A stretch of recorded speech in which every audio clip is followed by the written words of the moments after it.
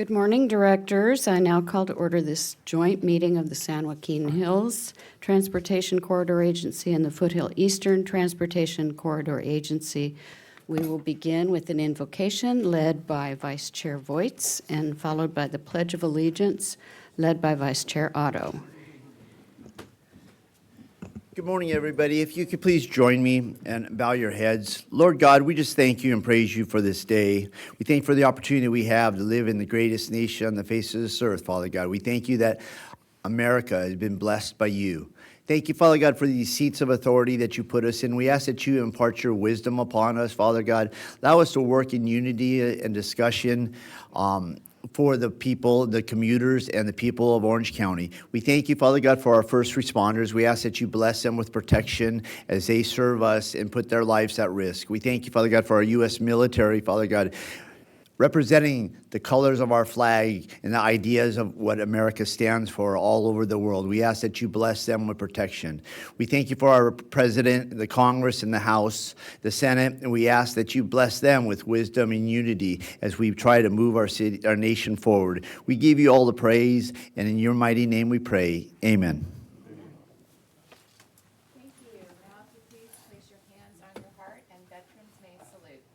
I pledge allegiance to the flag of the United States of America and to the republic for which it stands, one nation, under God, indivisible, with liberty and justice for all.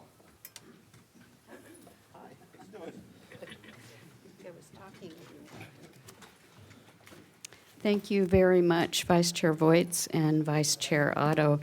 Now I would ask the clerk to please call the roll. Vice Chair Otto. Here. Director Connors. Here. Director Grant. Director Hurt. Here. Director Pazel. Present. Director Stevens. Vice Chair Voits. Here. Director Beal. Here. Director Bilodeau. Present. Director Chafee. Director Lim. Here. Director Meeks. Here. Director Schnell. Here. Chair Panaloza. Present. Chair Kelly. Here. Alternate Annis. Here. Alternate Federico. Here. Director Go. Here. Director Taylor. Director Wagner. Here. Director Zhao. Madam Chair, we have quorum on both boards. Thank you. Okay, Madam Clerk, do we have Excuse any me. public comments this morning? I don't think I heard my name. Did you say my name? I Oh, I'm did. sorry. I did. Are you here? Present. Okay, thank you, thank you. And Madam Clerk, do we have any public comments? There are no public comments. Okay, thank you. Now, I will ask directors, as we have been doing for the past several months, if you have a question or a comment or wish to speak, please use the device in front of you and use the Request to Speak button. And the clerk and I and both chairs will be able to see your names. I want to also remind you that today we will have a longer meeting than usual, as our clerk did let us know by email, because we have the budget workshop in addition to several important business items. So hopefully you've all allowed that extra time in your day today. We will now move forward with the San Joaquin Hills consent calendar, and we have items 1 through 3 and 5. Would any directors like to pull any of those items on the San Joaquin Hills consent calendar? Seeing none. Okay, we have a motion from Director Connors and a second from Vice Chair Otto. And this is for San Joaquin Hills. All those in favor say aye. Aye. Any opposed? That motion carries unanimously. We now go to the Foothill Eastern consent calendar, items 1 through 2, 4 through 7. Would any directors wish to pull any items off the Foothill Eastern? Madam Chair, I would like to move consent calendar 1, 2, and 4 through 7. I'll second, Madam Chair. Okay, we have a motion from Vice Chair Voits and a second from Chair Penaloza. Is there any further discussion? Okay, all those in favor say aye. Aye. Any opposed? And that motion carries unanimously. Okay, now we'll move on to board business, which will be items 8 through 12. First, we'll have item number 8, the 24191 Express Connector Environment Document Certification. That's a mouthful, isn't it? And we will have this presentation by our Chief Capital Programs Officer, Stephanie Blanco. Thank you, Chair Kelly, and good morning, board members. Stephanie Blanco, Chief Capital Programs Officer. The item before you is a 24191 Express Connector Environmental Document Certification. This item before you allows us to, approval of this item allows us to be able to proceed forward with the project, approval of the project, including execution of agreements such as a master and operating agreement and local agreements such as the City of Anaheim Cooperative Agreement. This item was brought to the March 26 Policies and Agreements ad hoc and was recommended for consideration by the board. Some background on the project. This is a median to median tolled express connector between the 241 toll road and the 91 express lanes. It provides that direct connection for our customers and will provide travel time benefits along the 91 corridor and reduce queues on our 241. The project is located on the northern end of our Foothill Eastern system in the cities of Anaheim and Yorba Linda and is nearby the city of Corona. We are working in partnership with the Orange County Transportation Authority, OCTA, Riverside County Transportation Commission, and Caltrans District 12 to deliver the project. Caltrans, as the owner of the state highway system, is known as the California Environmental Quality Act and National Environmental Policy Act lead on the environmental, and as the Foothill Eastern Board, being that we're the sponsor and funding the project, we are the responsible agency pursuant to the state CEQA guidelines, section 15381. Under CEQA, our obligations as a responsible agency is that any discretionary actions, including approving or proceeding with the project, including execution of agreements, responsible agency must be involved in the environmental review, including the involvement during scoping, development, and preparation of the environmental document, and then review and consideration of that certified environmental document, and to make an independent finding and determination to either adopt or develop a new environmental document to meet CEQA guidelines. Just a summary of the environmental documentation completed to date for the connector. In the early 90s, the Eastern Toll Corridor completed a final environmental impact report and then a final environmental impact statement. When the project was restarted in the 2010s and completed in 2020 by Caltrans, a supplemental EIR and EIS was completed to address current environmental conditions and the scope of the project that got expanded. And then since then, the project has been in final design, and there have been a couple of changes in terms of ensuring that the project is updated with Caltrans standards. We have safety features as part of the project, and we have advanced signage and other minor features that we included as part of the project. And that revalidation just recently got approved by Caltrans. As part of our environmental review, in the revalidation documentation, with these changes, the impacts are consistent with the final supplemental EIR, EIS, and the mitigation measures still apply to the project. And for the independent findings, we found that the project modifications do not result in significant impacts or new information that requires any additional environmental documentation, and that the Foothill Eastern Board can proceed with the project because all these environmental impacts were considered.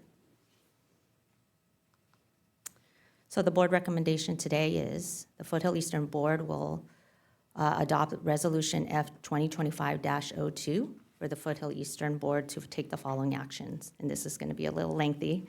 A, find that the Board of Directors of the Foothill Eastern Board as responsible agency under the CEQA has independently reviewed and considered the certified final supplemental EIR, EIS, and revalidation for the State Route 24191 Tolled Express Lanes Connector project that was prepared by Caltrans in its role as a CEQA lead agency.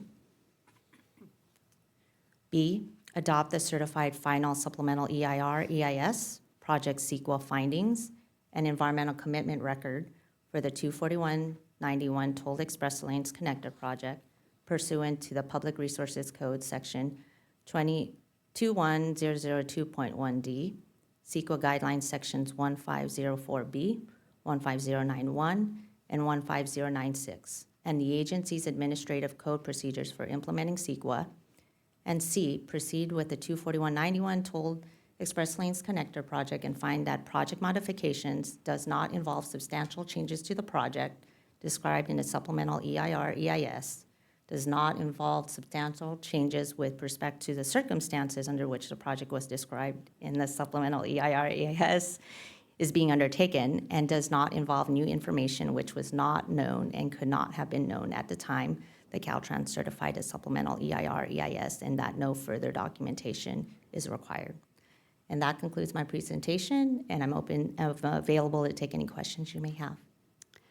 Thank you, Ms. Blanco, for the presentation and also for all the work behind it. We understand that this has been an ongoing project, so thank you. Directors Foothill Eastern. Okay, go ahead. Thank you for the report. Thanks for your work. Obviously, we're moving forward and looking forward to the day that we'll have a flyover attachment right into the 241, right into the 91 Express Lane. So this clarified that this has no complicating issues concerning this. Is kind of a home bookkeeping thing. We just got to do this to keep our attachment there now? Vice Chair Voights, the environmental review process is a requirement when we're proceeding with the project, including executing the agreement. So this is just another step in the process for us moving forward with the project. Perfect. I'll move staff recommendation. Thank you. Okay, we have a motion by Vice Chair Voights. Is there a second? Second by Wagner. And we will continue discussion, and I do have two names up on the board. I'll go to, did you have a comment, Director? Okay, I'll call you after these two. First, Director Schnell. Great, thank you. Stephanie, thank you. I mean, I've only been on this board for a couple of years, but, living close to Peters Canyon, this is a great project. Really looking forward to how it's going to improve transportation and flow of traffic once it's completed. Question, this might be a little bit off topic, but with the recent, discussion and a little bit of the chaos around tariffs, do you anticipate that the cost of this project, which I think is about $524 million, plus or minus, is going to be impacted by that? Director Snell, yes, we've updated the cost to $524 million for the total all-in cost for the project. It remains to be seen on the impacts of the tariffs moving forward. However, when we go to construction bid, we'll see the realization of those impacts. Okay, great, thank you. Okay, and Supervisor Wagner?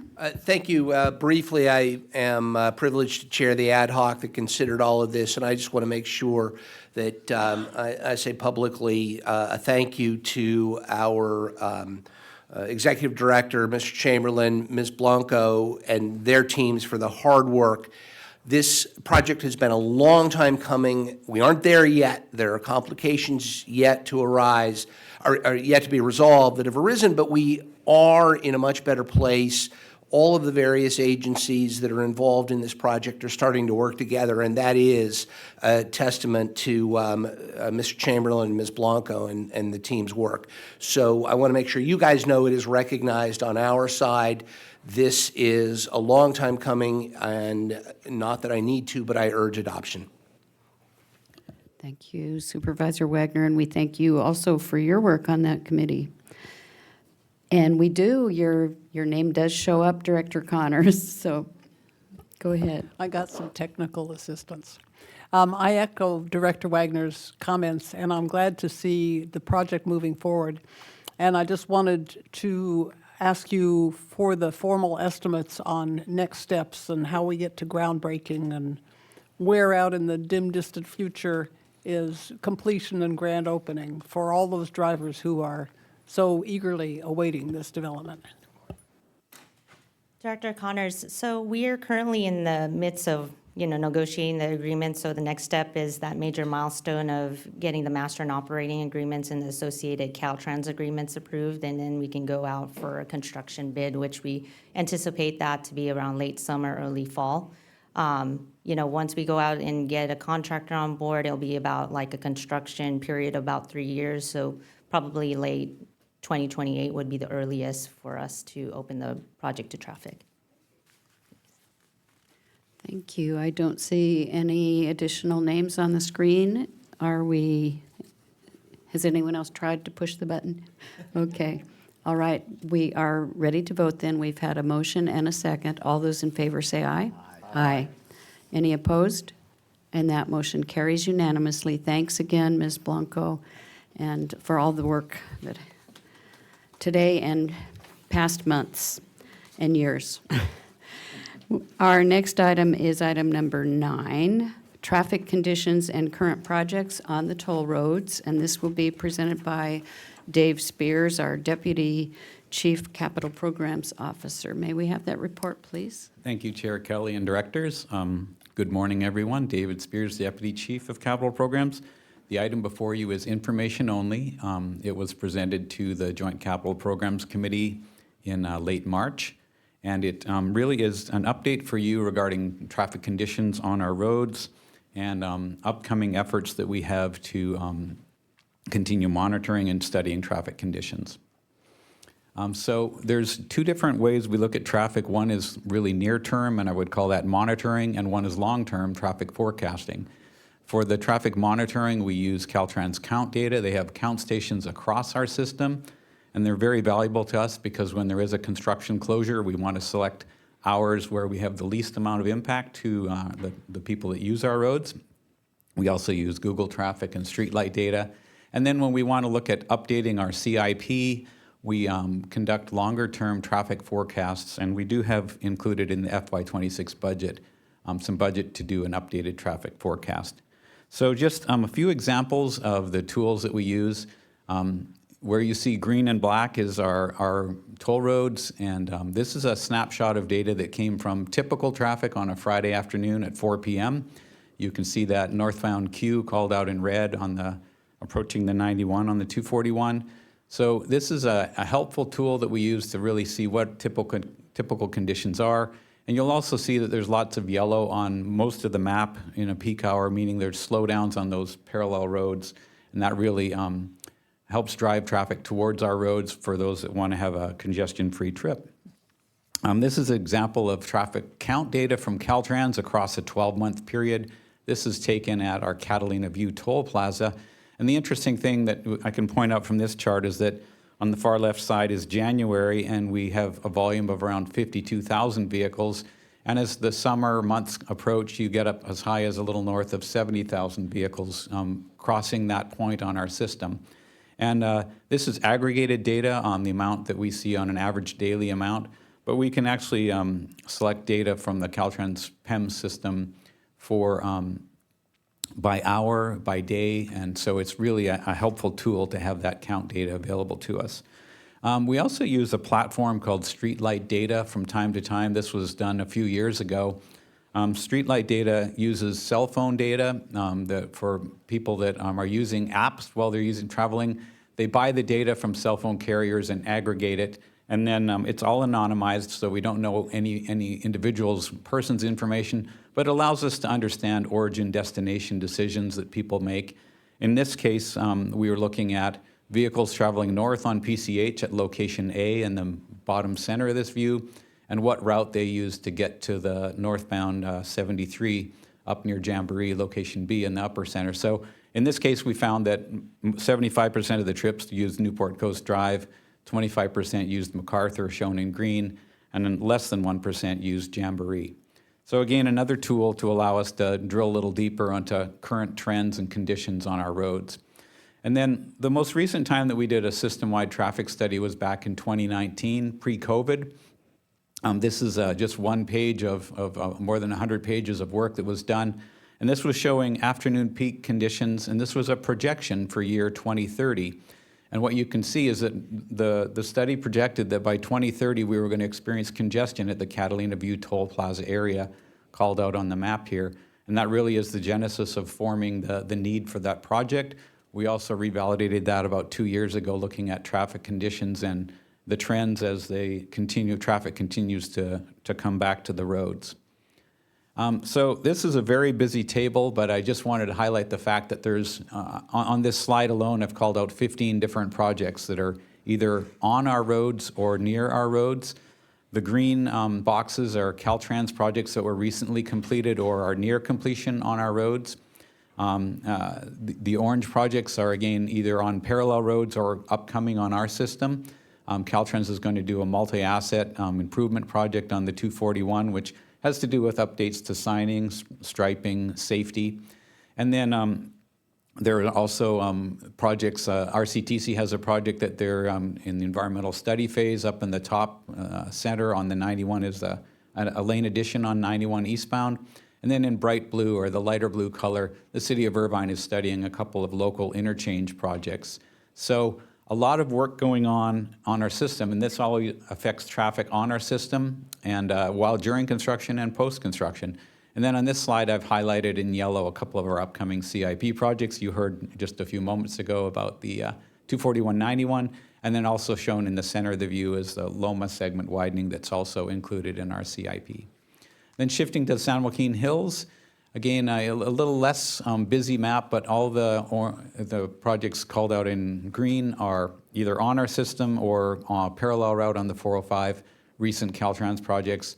And then in blue and purple are recent OCTA projects, some widening on the 5 and on the 405. And then again, highlighting in yellow the context of our upcoming 4-mile segment of improvements, the Catalina View Improvement Project.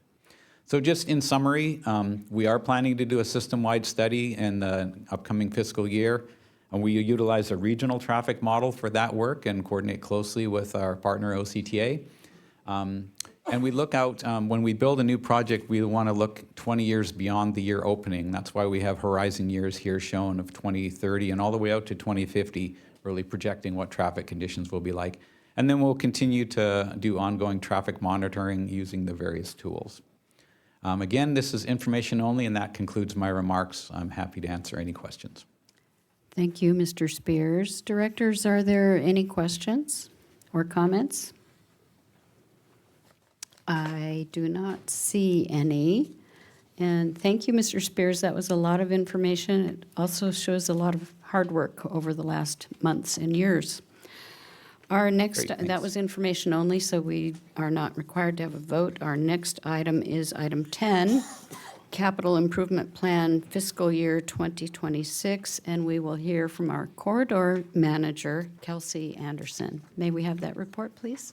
Yes, thank you. Good morning, Kelsey Anderson, Engineering Corridor Manager. Today's item is a request for the adoption of the agency's capital improvement plan for fiscal year 2026. This item was unanimously recommended by the Joint Capital Programs and Projects Committee to the board. Okay. First, a little bit of background about the Capital Improvement Plan, or the CIP. As Mr. Spears just described in the prior item, staff uses periodic system evaluations to help us better understand the scope and project delivery timing for capital improvement projects. The plan is updated annually and includes on-system capital projects and describes their scope, cost, and schedule. Also, the draft CIP gets circulated to our partners each year for review before it comes to the board. Now onto the plan. The CIP has 3 categories: current capital projects, which are projects we're actively delivering, conceptual capital projects that maybe we're thinking about but don't have a defined scope or schedule, and then of course our completed projects. We have 3 current capital projects on the system, 2 on Foothill Eastern, the 241-91 project and the Loma segment project, and then 1 on San Joaquin Hills, the Catalina View Improvements Project. And in the next slides, I'll go quickly through the scope for each of these projects. 241-91, you heard about already this morning, median-to-median tolled connector. We're working on executing multi-agency agreements this summer and opening to traffic in 2028. And the cost as reported to the board in January is $524 million total project cost. The Loma segment improvements projects will add a lane in each direction on the 241 from the 133 to the 261 to maintain the free flow conditions there And change in, or revision in this year's CIP was to change the project delivery timing to be determined. And that's to give us a chance in fiscal year 2026 to review the timing of this project to make sure that we're delivering it as needed. And then finally, the Catalina View Improvements Project. 1 lane in each direction through the Catalina View mainline toll point to improve or maintain free flow conditions. And that project has recently had the Caltrans cooperative agreement signed, and we are moving into the project development phase, including preliminary engineering. This table describes the costs for each of the project, what we've spent in prior years, what's proposed in our fiscal year 2026 budget for the capital projects, and then the remaining balance of project costs in years beyond this year. The last slide that I'll describe here are our conceptual capital projects. These are projects, again, that don't have a defined scope or schedule yet. And the change in this year was just to the toll plaza reuse page, where we've described the request for information that's gone out in December 2024, and we're expecting results of that back this summer. Next steps are to review those submittals and determine if we want to move any of those forward with our partner Caltrans. So that brings me to the recommendation for each agency to adopt the fiscal year 2026 capital improvement plan, and I'm happy to answer any questions. Thank you, Ms. Anderson. Are there any questions or comments from directors? I don't see any names on the screen. Push your button. Okay, Vice Chair Voits. Obviously, we've got improvements that are going on and improving. And I think maybe it's not in our capital improvement because it may be Caltrans. The evening of the 241, as you're going through the grade there, we had a closure a few nights ago to where it was closed, and now he's getting calls from people wondering what was going on in the 241. Is that not in our capital improvement? Is that in Caltrans? Yes, so as Mr. Spears showed on the slide in his presentation, there are lots of projects that Caltrans initiates on our roads to make sure that they're maintained properly and in the same condition as other freeways. So our capital improvement plan, very specifically, it contains the agency-led projects. And those other projects we are tracking, of course, and working in partnership with Caltrans so that we can communicate out any closures to the staff and board. So the whoopie-doos on the 241 is all Caltrans, right? Yes, they are facing those. Thank you. Okay, thank you. Are there, Director Connors? Worked? On the toll plaza reuse request for projects, can you give any examples of things that have been talked about in here or things that you have heard from the community? Certainly. So we did do a study for toll plaza reuse, probably 2017, 2018. A lot of those results were just sort of out of the box concepts. And what we had narrowed down to were things for toll plaza reuse that might be feasible. Solar farms, truck, like rest areas, charging stations, things like that. But that plan or those concepts were outdated, and we wanted to use this opportunity with the RFI to see what new information and opportunities would be available. Okay, and Director Grant? Well, that's a timely question, because I was with Supervisor Foley this morning at a meeting in Newport Beach, and she was highly anticipating having a helipad at the Catalina View toll plaza. So FYI, at least one person on the Board of Supervisors is interested in that. Thank you, Director Grant. Director Wagner? A helipad or a helihydrant? Got it. The helihydrant, and that's a great idea. It allows the helicopters, it's basically a fire hydrant in the sky, allows the helicopters come down, dip, and be able to address fires. That's a much better idea. Yeah, she made a presentation about it this morning, and I've spoken with, obviously, her alternate Annis about it as well. And it would be a beautiful addition to our community. So we look forward to that.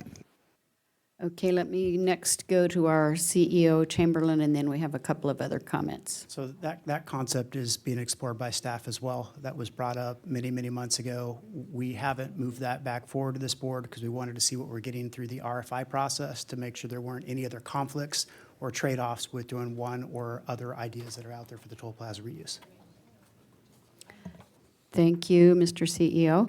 And we will next go to Director Paysold. Thank you. I just would like to make a motion to pass the board recommendation. Second that. Okay, and we have a motion by Director Paysold from San Joaquin Hills Second. and your Foothill. Do we have a second from Vice Chair Otto for San Joaquin Hills? We will continue discussion. Director Alternate Annis. I was just going to say the brand name is Hilo Pod that OCFA uses. So you're very close. Halo Pod, okay, okay, very good.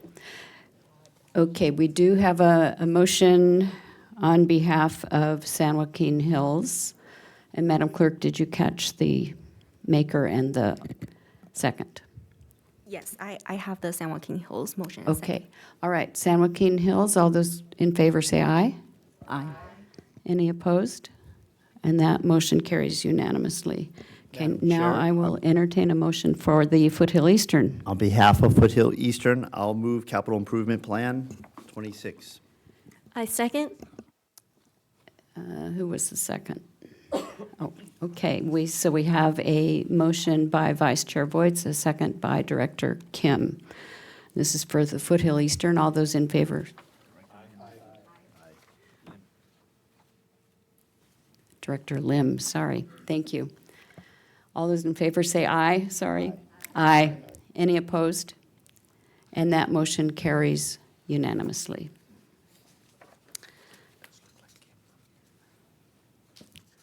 Okay, our next item is item number 11, the State Legislative Watch List, and this will be given by Sean McReynolds, our Director of Legislative and Government Affairs. May we have that report?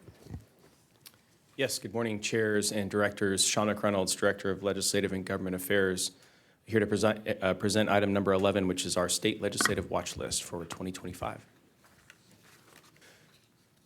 I wanted to give a very quick overview of where we are in the legislative session so far this year. February 21st was the bill introduction deadline for all bills to be introduced at the state level. We saw approximately 2,564 bills introduced, and you'll see the breakdown from the Assembly and the Senate bills there. This is more or less in line, or maybe a slightly higher than what we see in a typical first year of a two-year session. But I did want to note that there is a new 35 bill limit per member over the course of a two-year session, which essentially limits the number of bills that members can introduce in a given session. This excludes constitutional amendments, resolutions, and committee bills, so there are certain exceptions to that rule. But we've done some quick analysis in terms of what we can anticipate for next year and the bill vehicles that we may see, and that's approximately 2,125 for next year. So it gives us a little bit of a sense of this year compared with next year. The 2025 State Legislative Watch List, which is included in the agenda packet this morning, is essentially priority legislation that's been identified for TCA. We have gone through the over 2,500 bills and have identified 65 bills as priority bills for TCA. We have utilized our state legislative platform to help guide the list that's included in the packet, but we did want to note that this is subject to change due to some of the legislative activity we foresee over the next year. I'm not going to go through all 65 bills in the report, but I did want to start with some of the priority legislation that we're highlighting for the boards. And I thought I would start with an update on AB 334 by Assemblymember Petrie Norris. Again, this is TCA-sponsored legislation to allow toll operators in California to participate in national interoperability. I'm very pleased to report to the boards that the bill moved off of the Assembly Transportation Committee on March 24th. It was placed on the consent calendar and unanimously passed with no registered opposition, with approximately 35 organizations in support of the bill. So pleased with the progress so far, and want to thank our contracted state advocates who've been working diligently to move this bill forward as well. For next steps on this legislation, we anticipate more than likely a May committee hearing in front of the Assembly Privacy and Consumer Protection Committee. So we're going to continue to keep the Joint External Affairs Committee and the boards apprised of this legislation as it moves forward. Moving on to some of the priority legislation that we've identified as watch position for the boards. SB 274 by Senator Cervantes has been introduced. This deals with automated license plate recognition systems. This is a privacy-focused bill which seeks to limit the sharing of personal information that's acquired from ALPRs for the purposes of immigration enforcement. So we would note that this bill was recently amended, and so we're doing our due diligence to reach out to the author's office and coordinate with the California Toll Operators Committee regarding not only this bill, but all the legislation that we have highlighted in the presentation for you this morning. Assembly Bill 1421 by Assemblymember Wilson, who chairs the Assembly Transportation Committee, has introduced a road usage charge technical advisory committee bill, which would look at the transportation funding at the state level and the decline of that funding as it relates to, and with the greater usage of electric vehicles, and the impact of that funding decline for road maintenance and rehabilitation projects along the state highway system. We anticipate this bill will be a vehicle for a broader policy debate on transportation. We also anticipate that it will intersect with other transportation policies such as gas tax revenue, vehicle miles traveled, those impacts on capital projects and road maintenance, as well as tolling. Assembly Bill 1132 by Pilar Schiavo. This is a climate assessment and planning legislation for transportation projects. It would require Caltrans to identify the impacts of some climate-induced disruptions and would require Caltrans to conduct a study on the infrastructure risks on the state system. We're highlighting this bill for the board because it also mentions the Climate Action Plan for Transportation Infrastructure, which is the state's sort of guiding document on transportation policy as it relates to climate. And we see this as a potential vehicle to codify some of those provisions into state law. We'd like to have a seat at the table as the legislature negotiates with the administration on that proposal. So we're highlighting that, and we'll continue to keep the boards apprised moving forward this year. AB 1114 by Assemblymember Avila Farias deals with emergency vehicle toll exemptions and specifically exempts ambulances from tolls statewide, which would expand the current exemption that exists in state law for police and fire vehicles when responding to an emergency. And so we're, again, working alongside our partners, our toll partners across the state to identify some of the fiscal and operational impacts of this bill on toll operators. Moving on to the priority legislation that we are recommending a support position for today. We've highlighted one bill, Assembly Bill 390 by Assemblymember Wilson, dealing with highway vehicle safety. And I'd like to just give a little bit of context for this bill. Current law requires drivers to slow down and, when feasible, move over for Caltrans vehicles that are providing maintenance services on the state highway system. This bill, as it's currently drafted, would expand the current law to include any and all vehicles that have indicated that they're stranded on the side of the highway. So it's implementing additional road safety measures that are already in place, but expanding those under this bill. We thought that this was an important bill to highlight for the boards for your consideration for a support position as it's looking at improving the safety on our facilities, as well as all of the statewide facilities. So moving on to the 2025 legislative deadlines to give a sense of where we are headed for the rest of this year. April and May are dedicated to policy and fiscal committee deadlines, And as of today, the legislature is getting out of town and will return from their spring recess on the 21st. They will be returning to continue their work on the state budget and awaiting the governor's May revise, which we anticipate will be released in early to mid-May. The legislature has to pass a state budget by June 30th to meet the July 1st deadline, as well as, and then we'll move on to the second house for policy committee deadlines on July 17th and the fiscal committee deadlines for any bills that are deemed fiscal on August 29th. That would bring us to September 12th, which is the last day of session for this year, and the governor has 30 days to act on any bills that have been sent to his desk.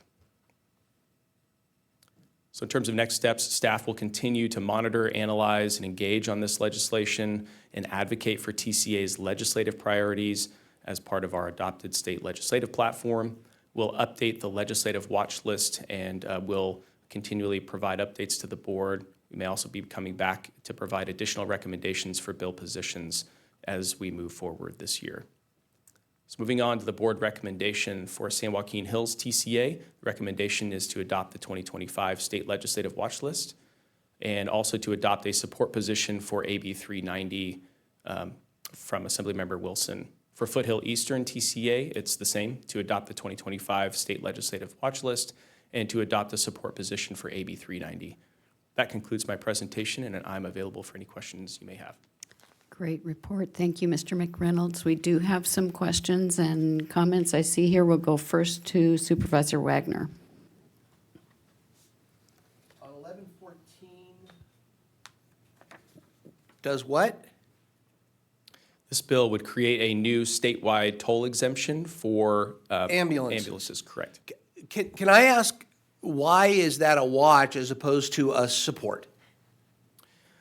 It's a great question. Thank you, Director. Thank you. There is actually already a system in place right now under state law that allows for toll operators to enter into MOUs with private operators and public operators for ambulances and to be able to make that determination on a toll exemption. So that process already exists. This bill would expand that to be a blanketed statewide toll exemption. Have we entered into those MOUs? What is our policy with respect to ambulances, public or private, with their lights and sirens going in an emergency? Not just when they're driving around. Sure. So on the public side, we do have agreements in place with the public providers for ambulances. On the private side, state law says that we could be approached by a private operator in order to look at an MOU moving forward. So far, we have not been approached by a private ambulance operator for that specific purpose. That law has been in place for a couple of years, but that's the current standing of. Okay, so we have those, so this one won't really, if it passes, won't really change anything in our lives. I would say that the impact would be that it would provide a blanketed exemption for all ambulances across the state, as opposed to having this process in place, which is the current process that allows for this MOU to be established, assuming that there are mutually agreed upon terms in that MOU. So there would be an impact because there's the difference between those two processes, but by and large, this is that would be the impact. We let ambulances go without tolls when they're rushing to or from an emergency, right? On the public side, Public I side. would invite Chief Toll Operations Officer. if On you the want- private side, they're rarely going to and from emergencies. They're usually medical transport, but No, today, although, as Mr. McReynolds said, Supervisor Wagner, we do leave an open door to be approached by ambulance agencies. To this day, we have not been approached by an ambulance, public or private. Today, we offer or provide free tolls for emergency vehicles such as police and fire. all right, this may be a support as far as I'm concerned, but you want to do a watch, do a watch. Watch it. Okay, thank you. Vice Chair Voits? Yes, thank you. I was a little bit apprehension of 390 initially. As you think about it, it's like when someone's on the side of the road changing their tire. But with the recent deaths of Caltrans workers here in California and the protocols and the effort they do to try to keep their employees safe on the highways, I just came back from Phoenix this last weekend, and driving Highway 10, I noticed that the truckers are already enacting that for even commuters, private vehicles, you know, on the side of the road with their lights flashing. The trucks get over, and my daughter and my wife were asking that. It kind of brought the urgency of this, because effectively when you're on the road and maybe on a 2-lane highway or a 4-lane highway and the trucks are going by and you're on the side of the road and you look at the emergency lane on the shoulder is not all that wide sometimes. So I'm in full support of this. I think it's a great overdue opportunity for us to try to put public safety and those that are on our highways in a safer realm. The truckers use it, and my wife and daughter both brought it up, but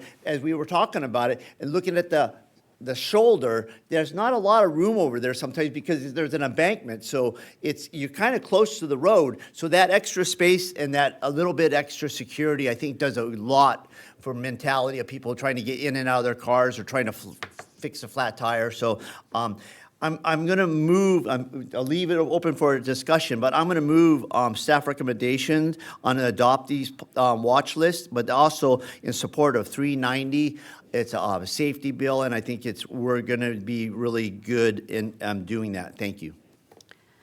Okay, let's first take care of this motion. Do we have a second on behalf of Foothill? And that was Director Wagner. Okay, and we'll continue discussion. We have Director Schnell. I have a question kind of on the relation between AB 334, which is national interoperability, and then on the watch list for SB 274.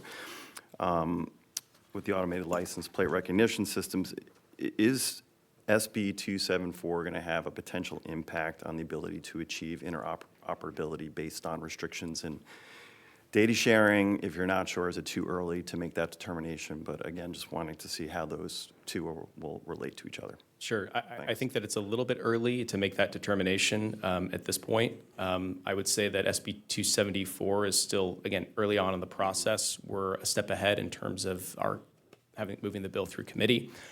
So we're going to continue to do some analysis. We're having conversations with the author's office, and so we're happy to report back. I will just say that at least from my initial reading of both bills, they're amending different sections of code.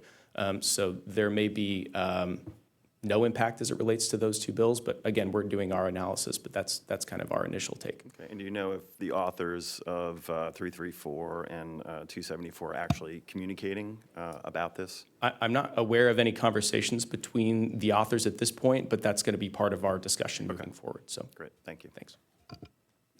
Okay, thank you. I don't see any other requests to speak, so I will now. I did one. Did it not come up? Director Grant? Yeah. Thank you. It must not have come up. Just going back to Supervisor Wagner's question on AB 1114, a point of clarification. So I heard at the very end of the conversation, the requirement is already in place or the waiver is already in place for public safety for police and fire vehicles. So for example, in the city of Newport Beach, our fire department runs our paramedic service. They don't need a memorandum because our ambulances would have the waiver of the tolls, or would they as the paramedics side but not the fire side? I'm just wondering how expansive that is. So thanks for the question, Director Grant. So under current law, police and fire vehicles are exempt from tolls in emergency situations. We expand upon that current policy, right, to also include ambulances. And as I say, we have not been approached yet by private ambulances companies about setting up an account. Now for public, where the public ambulance that would be operated by a fire department, those would be included. I'm not sure if we have an account with Newport Beach Fire Department. I can check into that for you. But if, in fact, they do have ambulances, those ambulances could be covered by that agreement. And just how does it happen? Do they have a free, like, do they have a sticker like other people have, or how does that happen? Sure. They open up, the agency opens up an account with us, right? Much like a individual customer opening a fast track account. We assign transponders for the vehicles, right? And then the agency agrees to once a month review the tolls that they've been incurred and certify that those tolls or a portion of those tolls were indeed for emergency situations. And then those tolls that were indeed certified for emergency situations are free. And that's how it works. So the failure for us to have memorandums might be because it's kind of a bookkeeping issue. I don't know. I'm just wondering. I'll have our city look into what they do, but I'm just curious because, probably the amount that many cities would use, most cities' paramedic service would remain in their city, so I don't know how much, our paramedics probably wouldn't use the 73 necessarily going to and from the city and our hospital, but just an Right. interesting. Right. We do have follow-up. accounts today with, for example, California Highway Patrol, Irvine PD, Orange County Sheriff's Department. So we occasionally get approached by agencies inquiring about the toll-free accounts, let's call them. Okay, thank and you. we work with them to set that up. Okay, thank you. We have two more comments. Director Connors, followed by Director Wagner. This is just a technical point, but the Orange County Fire Authority doesn't operate any ambulances. They contract with a private ambulance company. So in theory, any area serviced by OCFA doesn't have any public ambulances. So I guess they would have to enter into an MOU.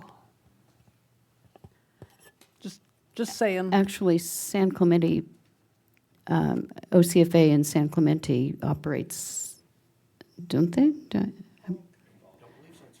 Okay, it used to be done by, okay. All right, do you have an answer to that question, or that was? Okay.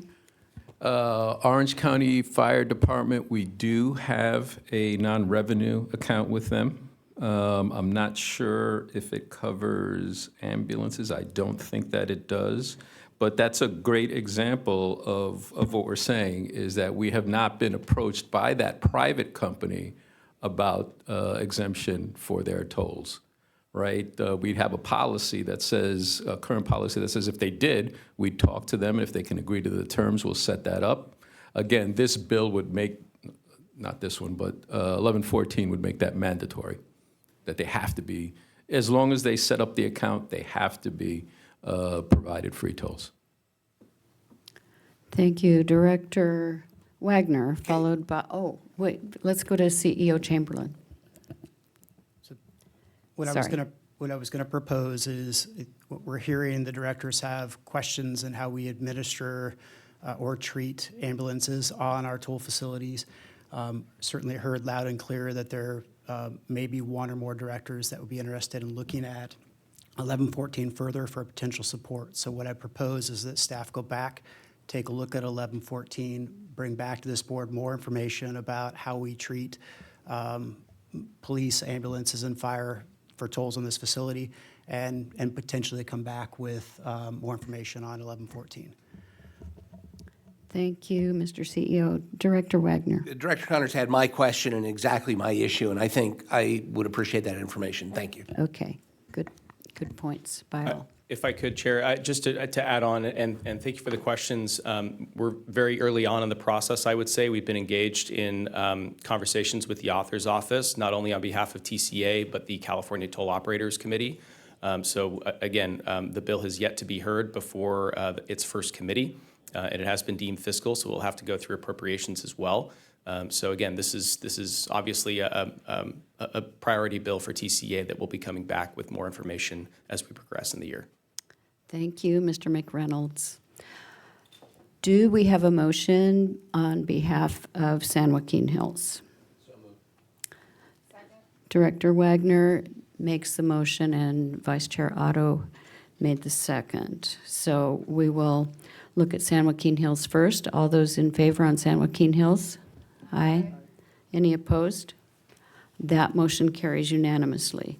We had a motion from Vice Chair Voigt and a second by Director Wagner on behalf of Foothill Eastern. All those in favor on Foothill Eastern? Aye. Aye. Any opposed?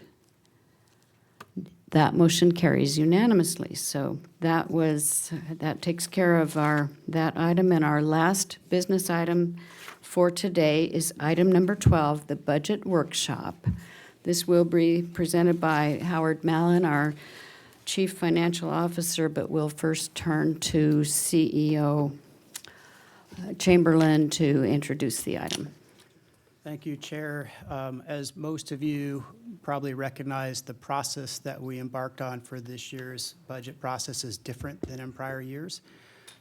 There's some real reasons for that. Staff was trying to achieve some efficiencies in how we move the budget forward. We've essentially eliminated one or more committees that used to be used to move this budget through. That was a committee of the full board, and moved it to this budget workshop for some efficiencies for staff and for the directors.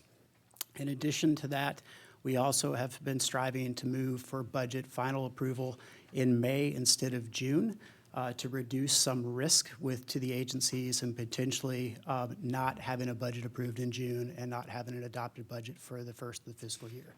So that gives us a 30-day window if there were to be more questions on the budget in May, gives staff time to address questions and comments and bring it back in June for approval for the start of the fiscal year. So that's the why behind it. Seems easy to implement, but for many years we had the same budget process, so I want to give my sincere thanks to staff that have been very adaptable to change, to try and memorialize the wishes of myself and to streamline, working to get the budget to committees in February early and also to this joint budget workshop today. As normal, any board direction that we hear or receive from you today, we will strive to incorporate into the final budget, which will be presented to the Joint Finance and Investment Committee on April 30th and presented at the May 8th board meeting.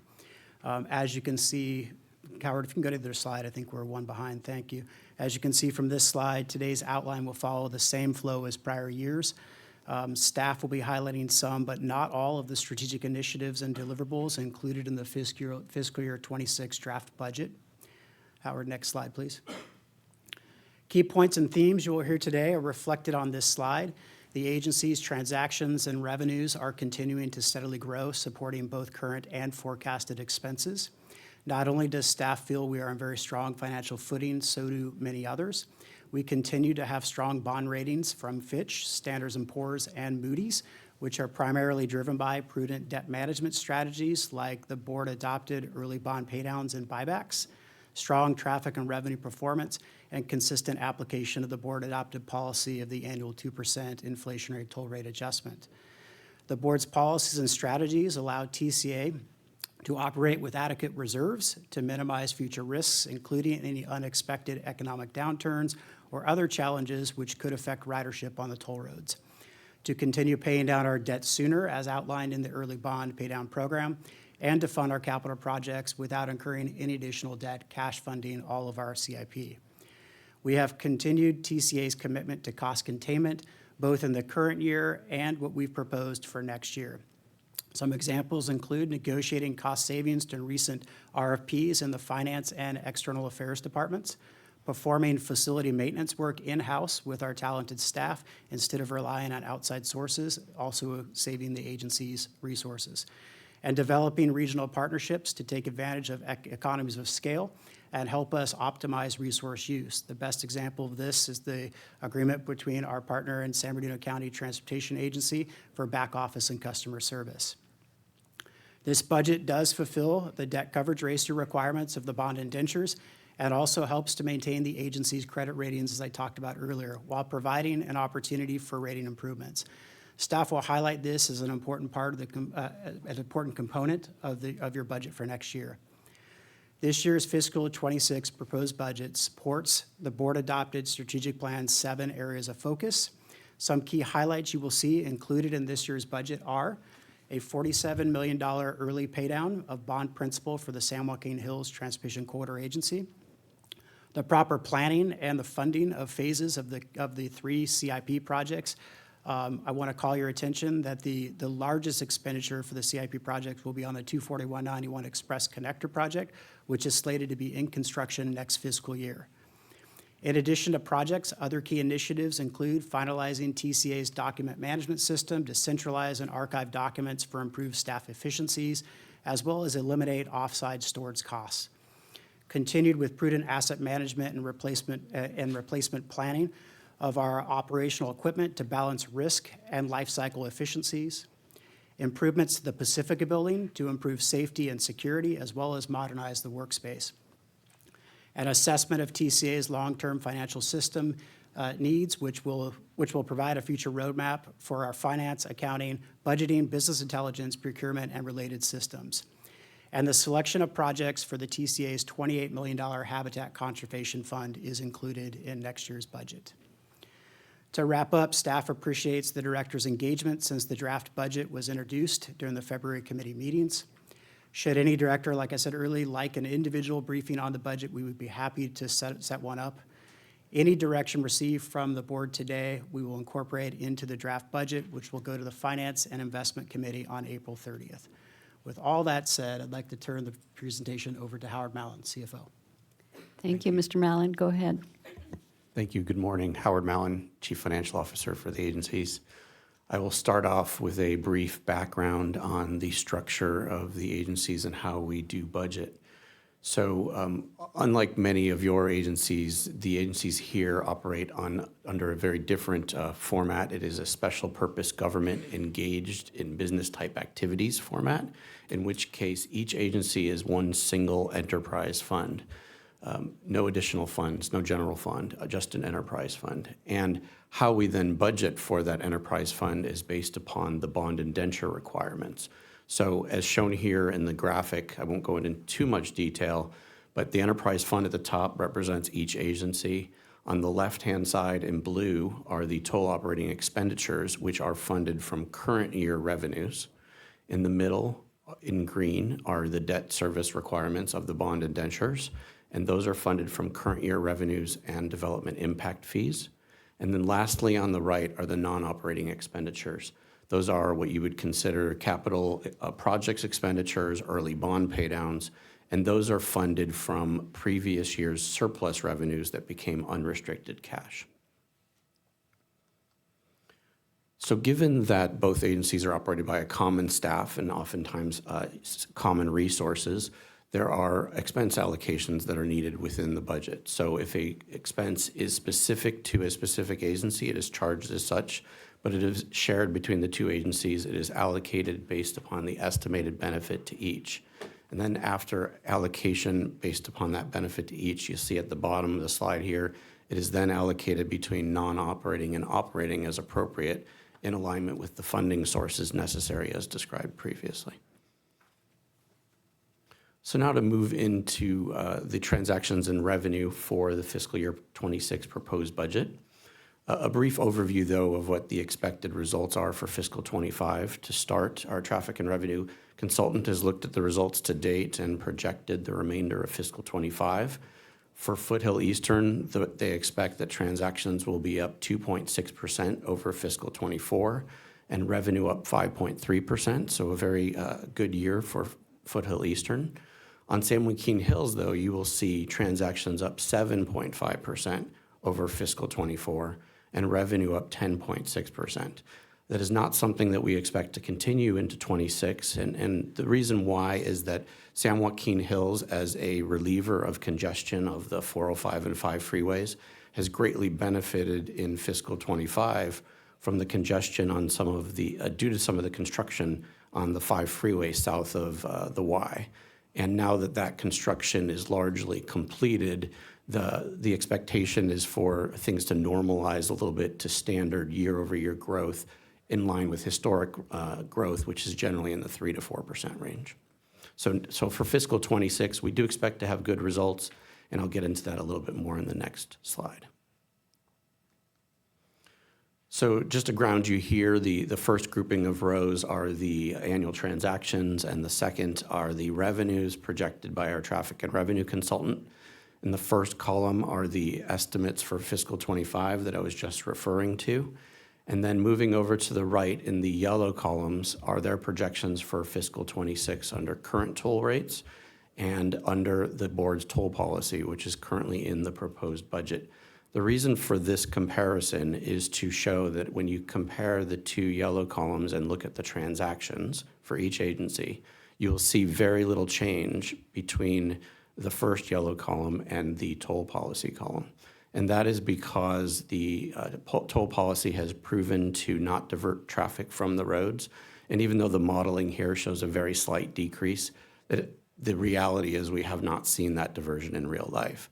But what we do see on the revenue side, if you go down to the bottom and compare those two columns, you see an increase in revenue, just under $4 million increase for Foothill Eastern and just under $3 million increase for San Joaquin Hills.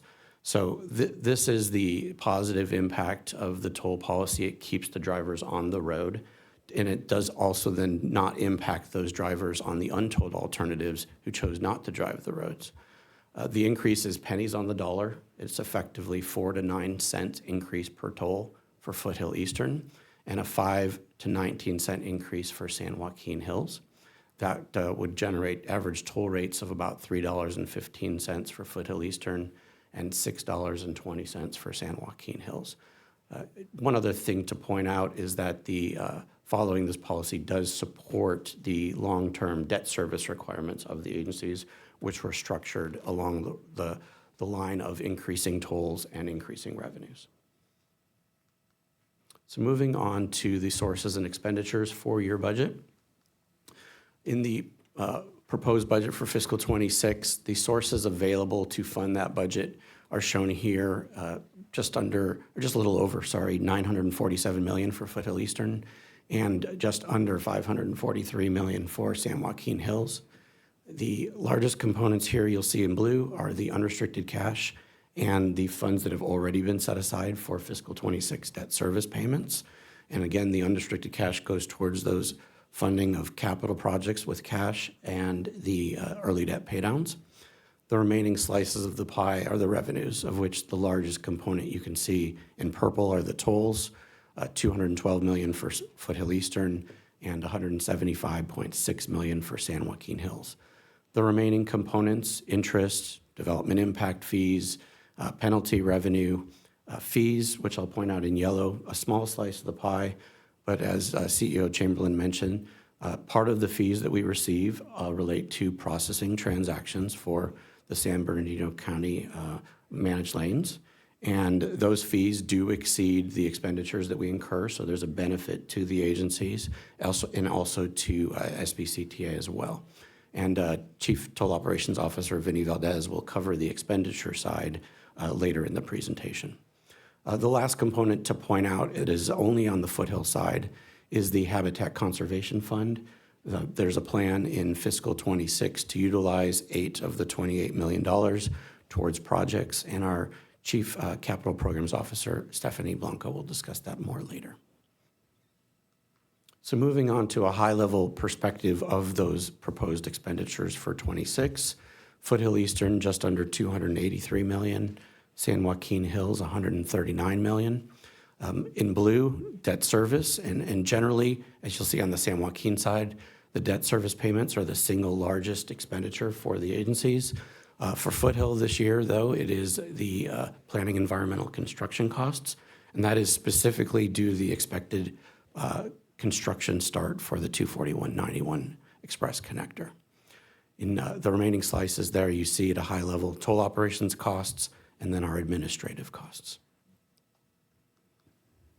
So moving on to the FY26 debt service coverage results based upon this projected budget and as well the unrestricted cash.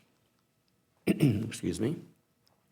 So the debt service coverage calculations are based upon the bond indenture requirements. They're defined as such and also looked at by our credit rating agencies. So the first line there, total revenues including fees and fines. You then add in interest earnings. It's a specific portion defined in the indentures, not all of the interest earnings of the agencies. And then we reduce that by current expenses because they are funded from toll revenue. And those are what we would commonly refer to as the operating expenses. And that leaves the calculation with adjusted net toll revenues. You see $224 million there for Foothill Eastern, $184.7 million for San Joaquin Hills. So then at the bottom then you see the aggregate net debt service and a couple lines below senior. Aggregate includes your senior lien debt service requirements for fiscal 26 and junior per the bond indenture requirements. And then senior is just obviously the senior component. Take the adjusted net toll revenues, divide it by the net debt service, and that gets you your coverage ratio. So for Foothill Eastern, aggregate coverage ratios in this proposed budget of 2.14 times, and for San Joaquin Hills, 1.8 times.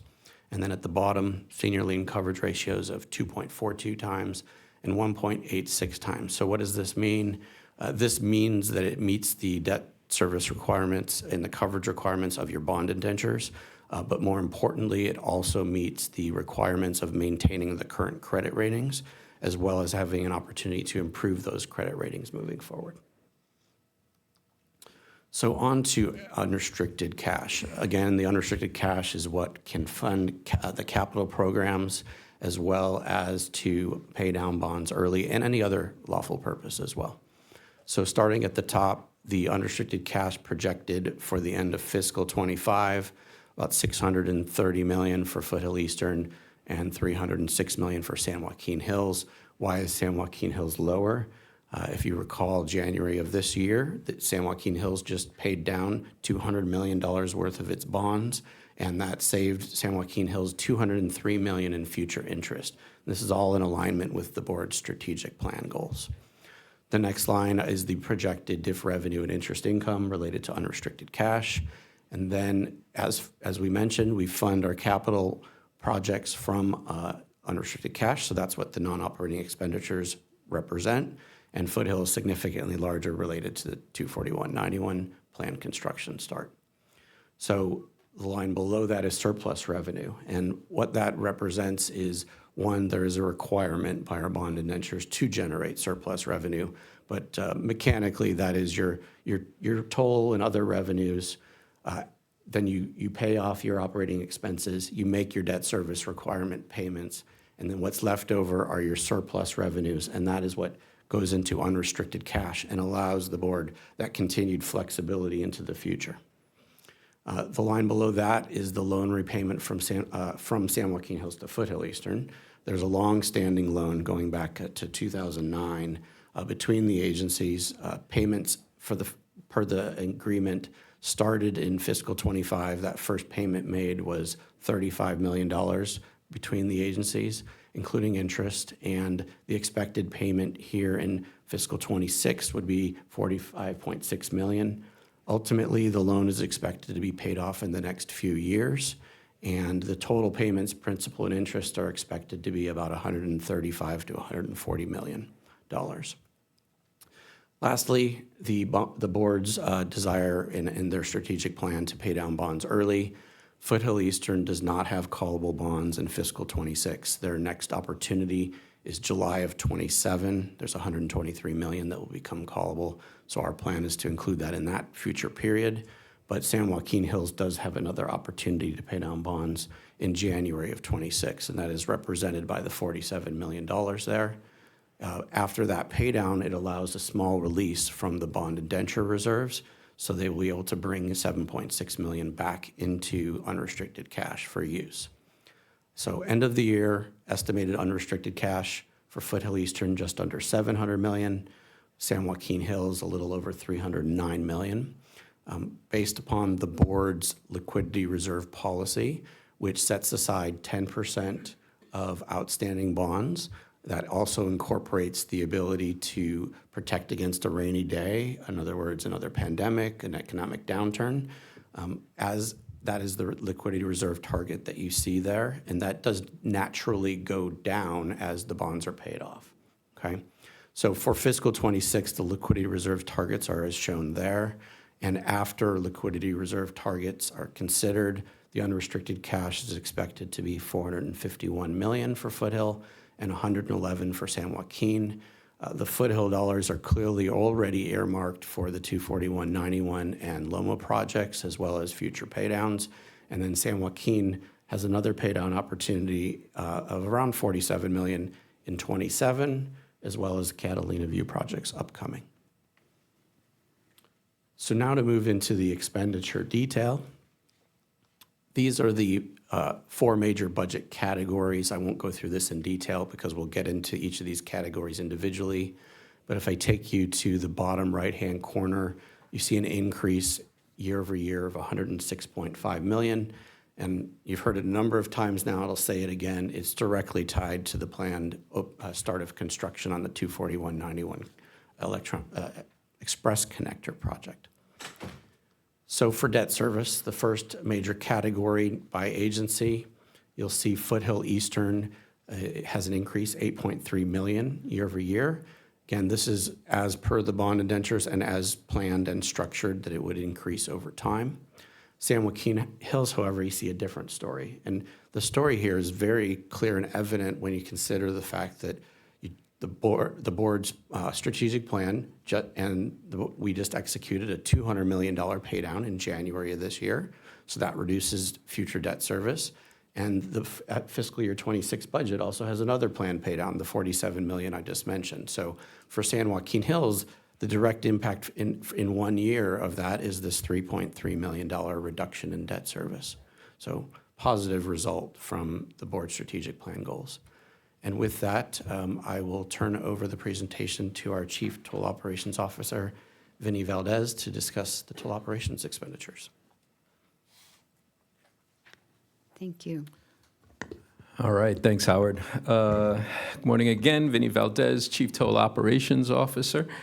And here we have the, yes, we do. We have the toll operations portion of the overall budget. So starting with the middle of the bottom line, we have a proposed budget of $51.7 million for fiscal year 26 compared to $42.6 million for the current fiscal year 25. You can see in the rightmost column that most of this $9 million increase is in the customer service and compliance area. The costs in this area are largely driven by processing volumes. And as we'll cover in a little more depth on an upcoming slide, we're planning for higher volumes this year. So then in subsequent slides, we'll take a look at the proposed budgets for the remaining areas, toll systems, toll equipment and capital expenditures, and toll facilities. So again, an overall toll operations budget of $51.7 million. Okay, here on this slide, we show how that $51.7 million breaks down by agency, $30.4 million for Foothill Eastern and $21.3 million for San Joaquin Hills. Okay, so here, customer service and toll compliance. The expense categories listed here are the key expense categories for providing customer service and handling violations. You can see at the bottom to the right, we're budgeting for an overall increase in these expenses by $6.8 million for fiscal year 26.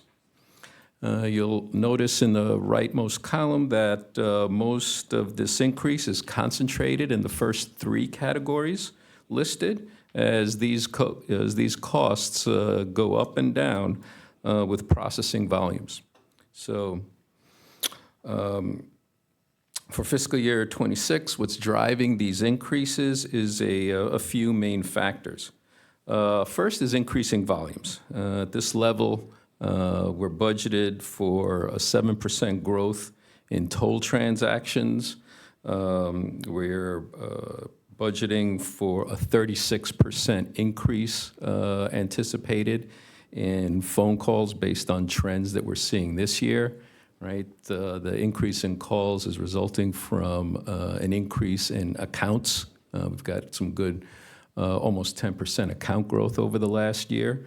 And other agencies have been introducing new facilities like the I-405 and the I-15 and SBCTA's express lanes, so customers contact us with questions about those facilities. And then, of course, the impacts of smishing have driven up our call volume. So we're anticipating a significantly higher increase in phone calls to handle in the year ahead. And then another area where we're planning for increased activity is in our letter mailings and notice mailings. We've seen a lot, a big increase this year. So we're planning for that increase next year of a 40% increase in mailings. A lot of that has to do with now doing the processing for SBCTA. And then lastly, we're anticipating increases in postage, which we see from USPS just about every year, and in credit card fees. So the last three categories we have there are not as driven by volumes, right? So you see that in the rightmost column that the amount of the increases are a little less pronounced. We have costs for maintaining our back office customer service system. We're anticipating and budgeting for a contractual CPI increase there. In the other customer service category, we plan on doing some work, assuming the success of our AB 334 bill, to begin work on implementing a Western Regional Hub and advancing the national interoperability goal there. And then in the last category, enforcement services and other, those are our costs for CHP enforcement, for getting name and address information from California, out-of-state DMVs, and we're anticipating an increase there. So again, for the customer service and toll compliance area, an overall budget of $39.5 million in anticipation of an increased amount of volumes, and with that, work on our part. Okay, so here we have the costs related to operating our on-road tolling systems, totaling $5 million for fiscal year '26, compared to $4 million this fiscal year.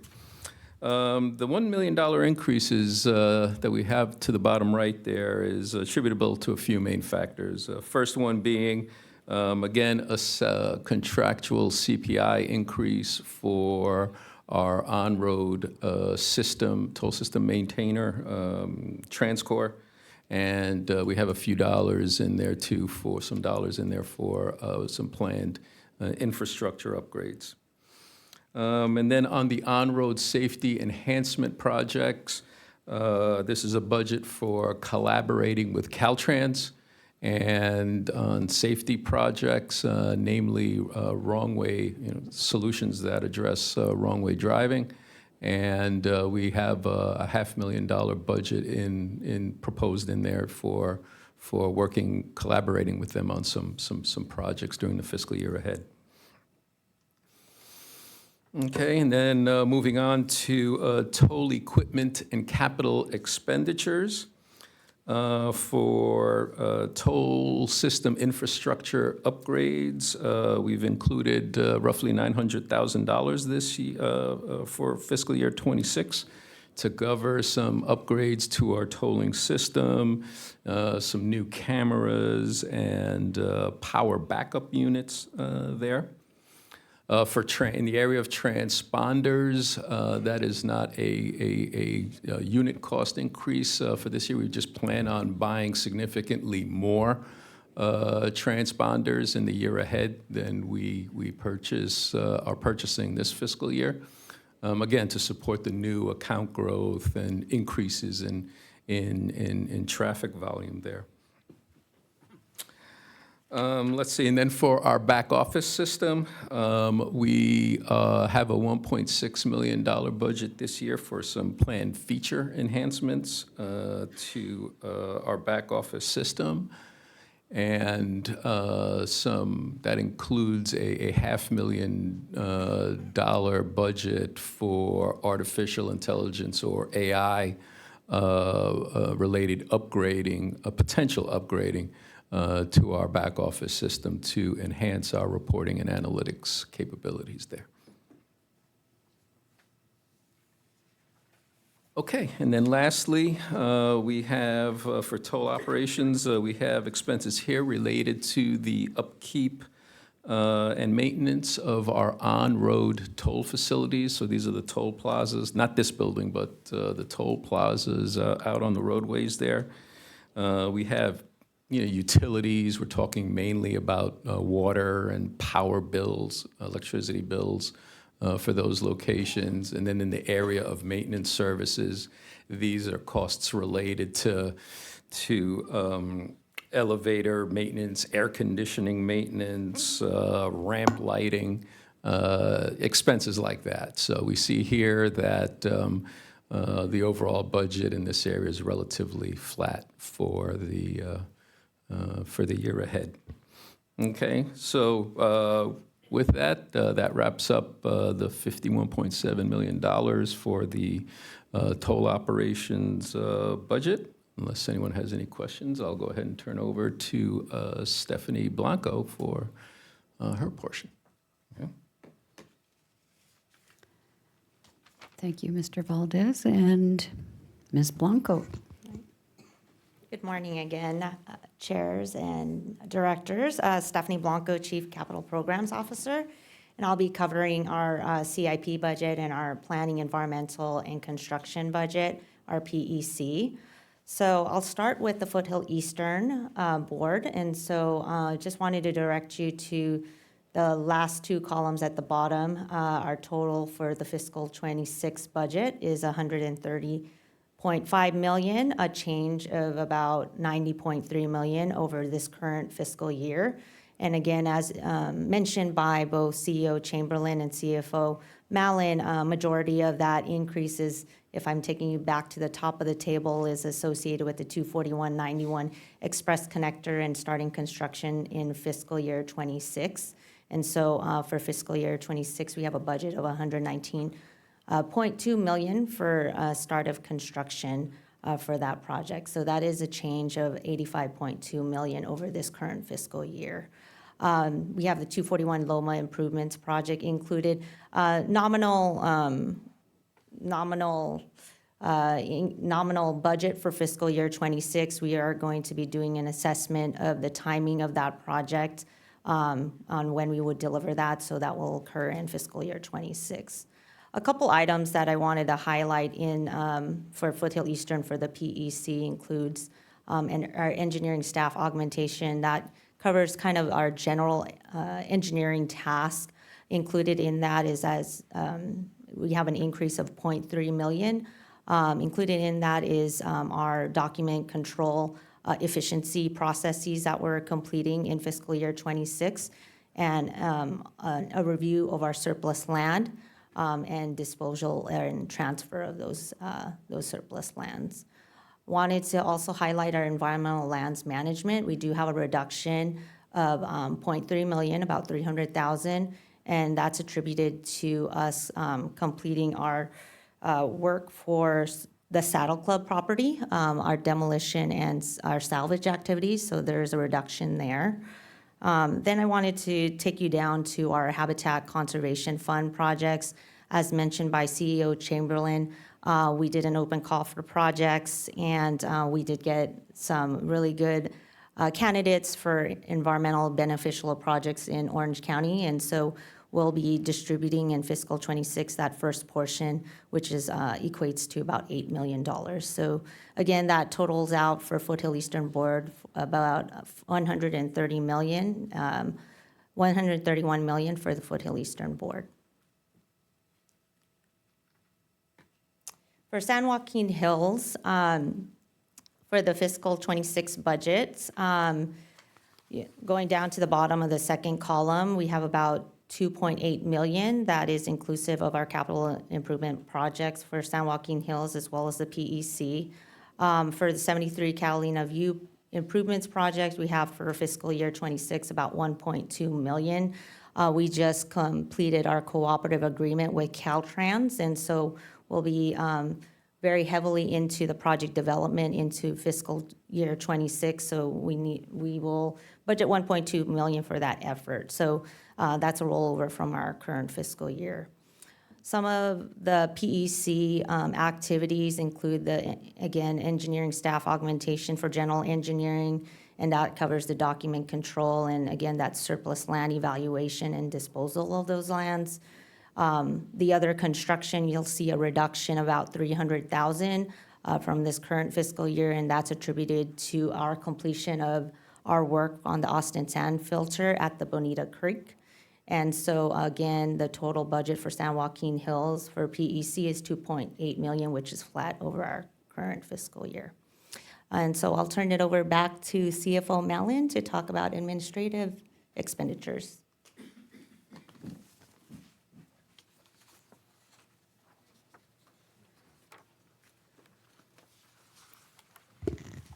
Thank you very much.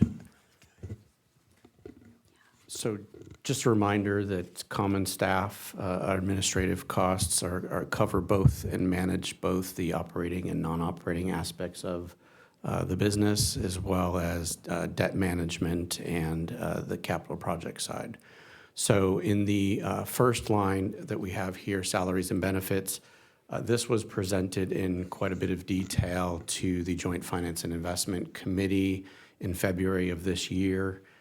It was set based upon extensive analysis and benchmarking of other agencies, and included in the budget for fiscal 26 is a 4% performance-based merit pool. As a reminder, there are no step programs here for staff compensation, nor are there any CPI increases. Increases to staff compensation is solely based upon merit, and that is what the pool is intended for.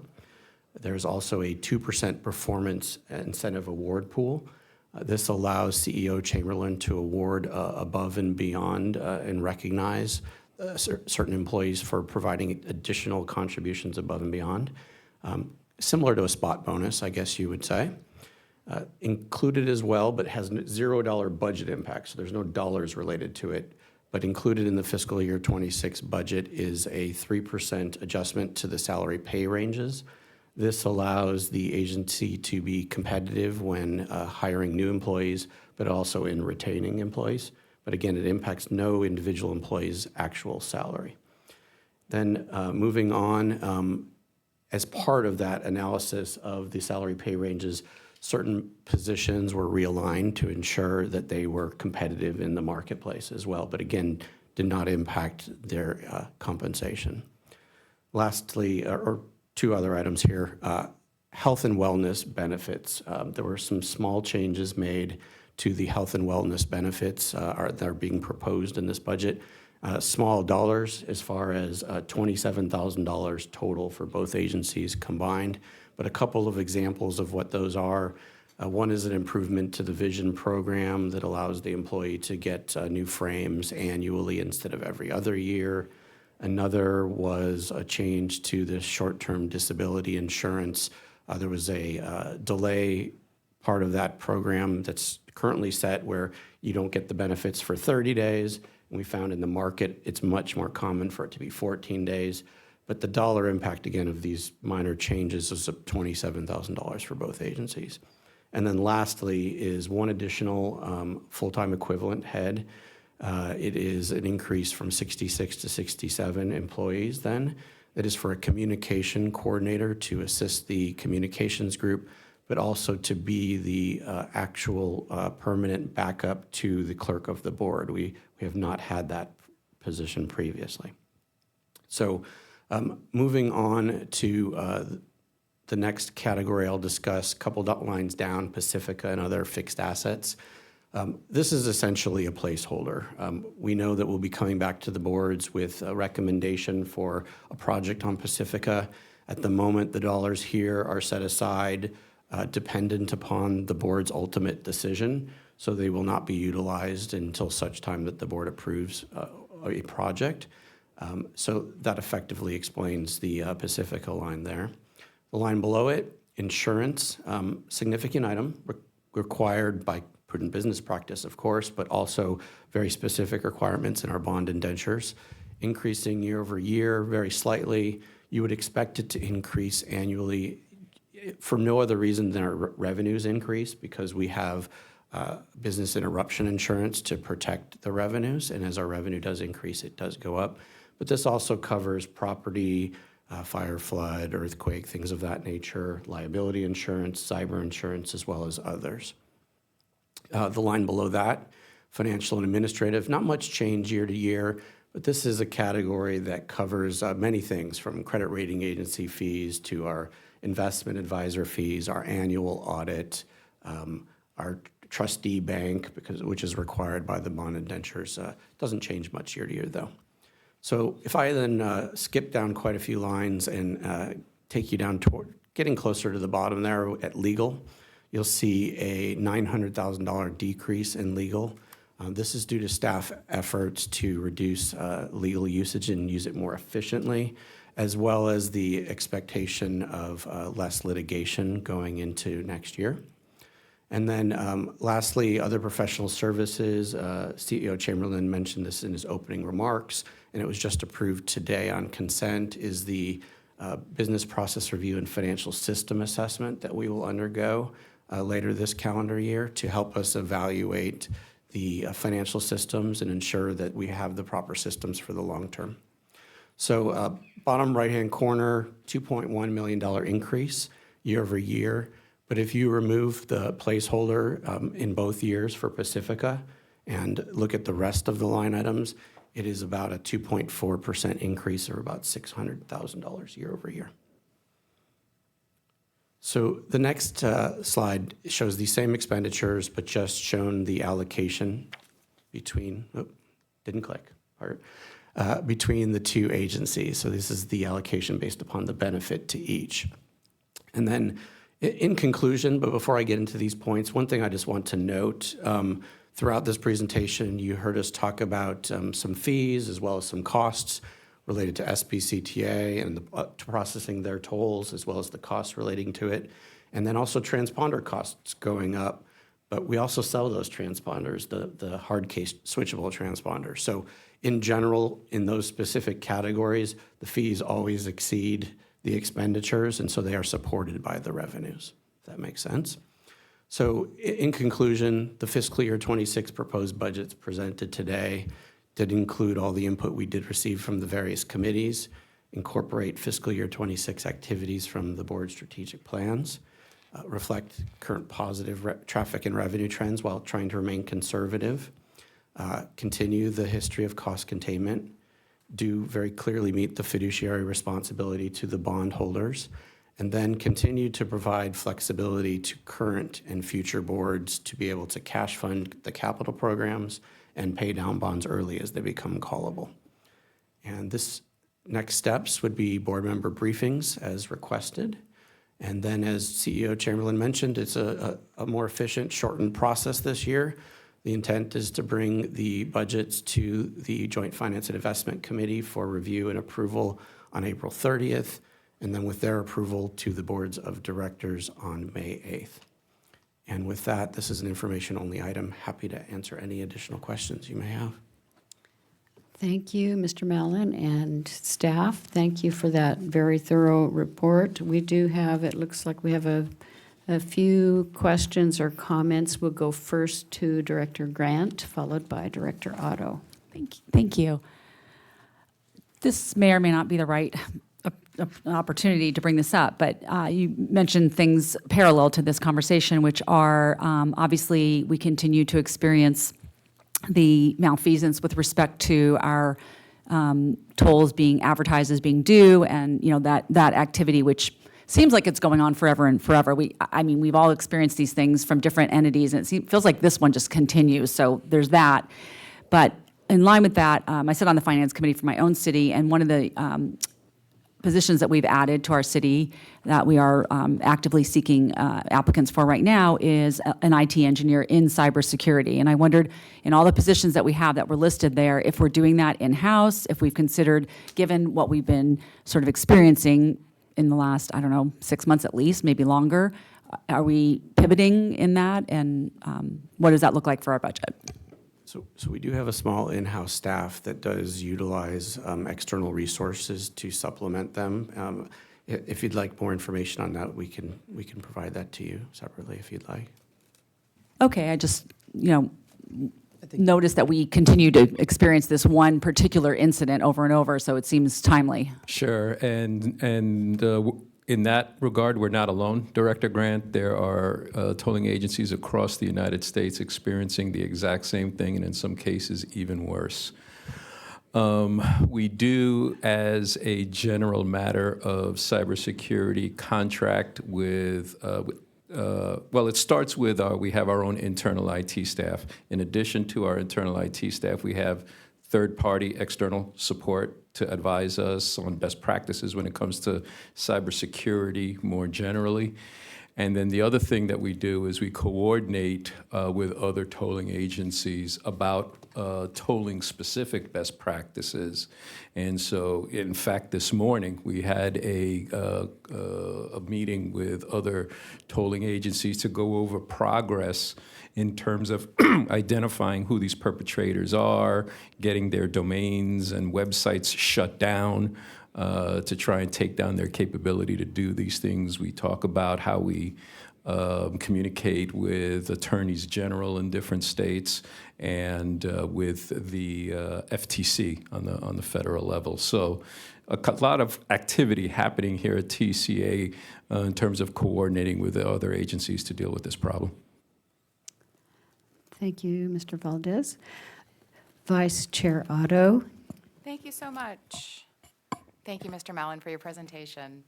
I have 3 questions. The first question is, what is the projected net revenue for the processing the transactions with SBCTA? I do have that here. Just give me a moment. Sure.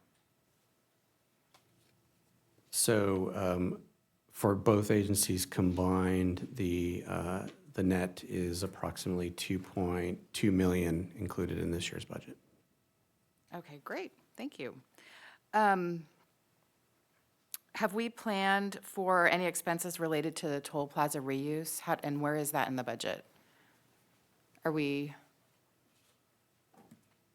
So at this point, I think we're awaiting the results before we would know anything further as to the path forward. But at previous board request, it was intended to be costs incurred by external sources as opposed to the agency, outside of staff and staff augmentation time. Okay, so it should be minimum. Okay, got it. And then can you talk a little bit about some of the Pacifica upgrades we're doing this coming year? Or can someone talk about that? So in general, this is the item that was presented recently to show we were looking at various options. I had brought it to committee a couple of times, specifically possibly a remodel of the building or considering new construction, but staff's still working on that and is planning to bring it back to the June board with a recommendation as to staff's recommendation.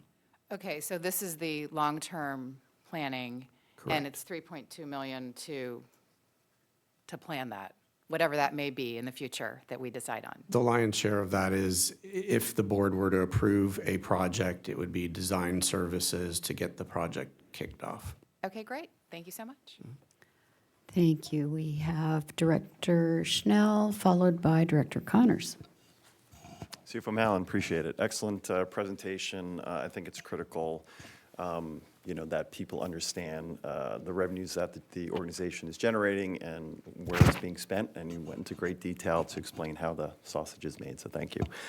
2 questions.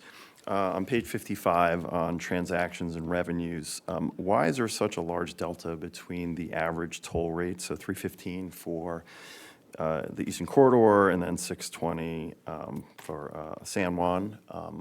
Because my understanding is that there's more miles being managed under the, under the ETCA than there is under San Juan. So it's pretty sizable delta.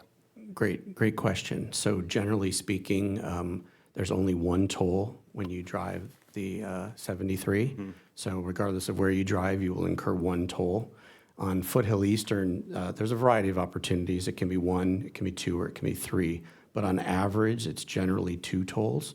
So if you were to consider the two tolls that you might incur on a normal trip for Foothill Eastern, double the $3.15. And I'll take you back to that slide here.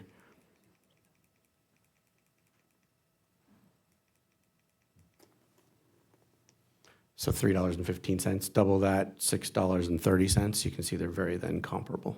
Okay.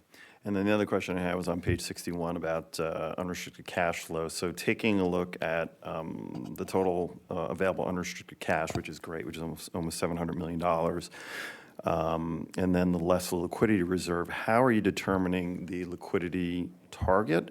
And if I look at that, for the FETCA, we're looking at roughly 35% of the reserve target as a percentage of the unrestricted cash. And then if you take a look at the San Joaquin organization, you've got $198 million, which is roughly 64% of the unrestricted cash flow. So again, quite a large variance. Just want to understand how you're coming to those calculations. So the liquidity reserve target is per the policy that the board adopted, and it is 10% of the outstanding bond balance. So in this case, you'll see the higher number for Foothill because it has a larger amount of outstanding bonds, and that reserve target will go down as the bonds are paid off. Okay, great. Thank you very much. Appreciate it. Thank you. Our final speaker we have here is Director Connors. I have a couple of questions. One comes from Director Schnell. When you pointed out that there's only one toll on the 73 compared to three tolls on the Foothill Eastern, that's a particular sore point for me because I usually get on at El Toro and get off at Bison and drive a pretty short distance but pay as much of a toll as someone who drives 7 to 10 miles. Do we have any plans, this is actually not a question for you, but do we have any plans to reconsider how the tolling is structured on that road? I can answer that. So we are actually included in the fiscal year 26 budget is to look at various toll points. That one is a good example that we will be doing a study on to evaluate that as well. One thing outside of that we've also looked at is toll rates per mile compared to other agencies, not just in California, but across the nation as well. And it just depends on how you look at it. It couldn't very well be that route you're referring to is less costly than many other similar routes, but that is something we will definitely be studying in FY26. Thank you. The next one is completely different, has to do with, on slide 51, but I don't think you need to go there. The development impact fees used to service our debt. Now, as I understand it, it's not necessarily that the impact fees are essential to service the debt, but that they are restricted to servicing the debt. Is that correct? Can only be used for debt service purposes until such time that the debt service payment is made each year. And if that debt service payment is made and they were not needed, then they become available for the boards as unrestricted cash. But one other thing to point out is that even if they weren't used for debt service and became unrestricted cash for the board's use, those are the only funds that the agency has available to fund any off-system projects. So all of the unrestricted funds that are available from regular toll revenues must be used on system if they're unrestricted. The diffs are allowed to be used off-system. So for example, in South County, if there were a project that were being requested that TCA helped to fund that might have a nexus or a connection or relationship to the Foothill Eastern Toll Road, we would have the opportunity to fund it only from development impact fees, and we wouldn't do so unless we found that there was a benefit to the toll roads themselves. Okay, thanks. Then the last one is more of a policy question. Why don't we give our employees a 2% or a CIP raise annually as we charge our customers? That's an excellent I'm sure question. If you'd I like would to think the support board it. must have discussed. I would think the board must have discussed this in the past, but I don't recall it. You know, I don't recall this specifically being discussed, but if I could turn it over to CEO Chamberlain. Yeah, so that has not been the practice of the boards in the past. We have a competitive salary structure. The ranges are very competitive with market in Orange County.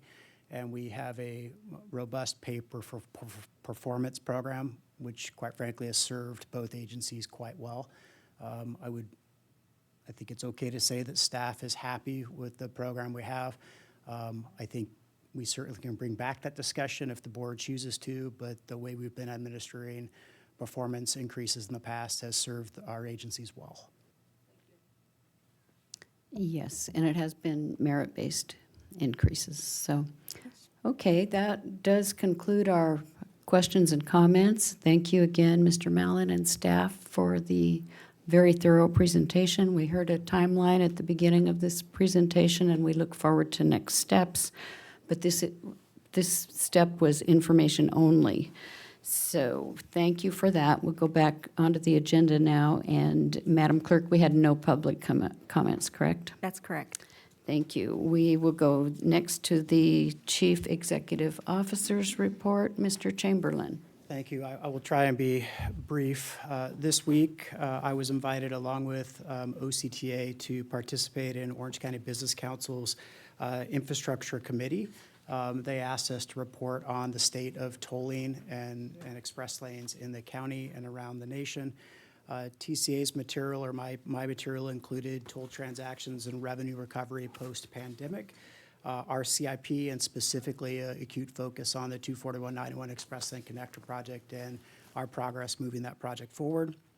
We also highlighted our partnership with SBCTA for back office and customer support, customer service.